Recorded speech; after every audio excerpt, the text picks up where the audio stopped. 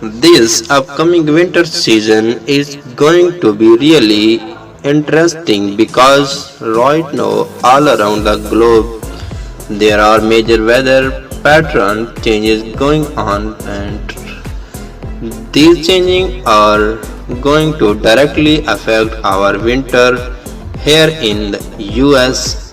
Arctic blasts, blizzards, and even severe weather are all on the table. But the interesting part is where these things are going to happen. In this video I am going to tell you all about that and what you can expect in our own backyard. So you have probably heard about it by now, but AI Nano is ramping up down and here in the Pacific Ocean.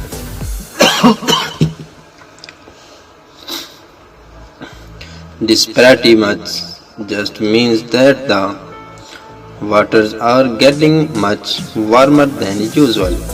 And since this is such a big body of water, its temperature fluctuations have major impacts on the weather worldwide. For the past 3 winters, we have been in a La Nina, which is when those Pacific waters are actually colder than usual.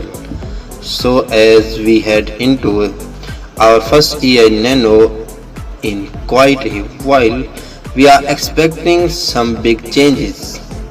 During a typical EI Nino winter, we usually see an extended Pacific jet stream, and this brings a lot of storms into the south. We also tend to see the polar jet stream cut across the Great Lakes, allowing for much warmer than average air to build up underneath it in western Canada and through the northern US at the same time. Things get a lot winter and somewhat colder down here in the south. Thanks to all the storminess, and in the between all those areas we usually end up a bit drier than normal, but things fluctuated a lot here. But here the thing, what I just showed you was a typically EI Nano, and what we had about to experience is anything but a typical EI Nano. You see here as where we are right now with sea surface temperatures in the Pacific, and here are all the specific places that we monitor when determining in the intensity of an EI Nano. You can see very clearly that we are warmer than average across the board, and you can also see here the long history of these waters being colder than average. But more recently things have actually kind of flatlined, and if the warming stopped here, we are be looking at only a weak to moderate EI Nano for this winter, which would make a big difference in the overall USA forecast. But is the warmer going to stop here?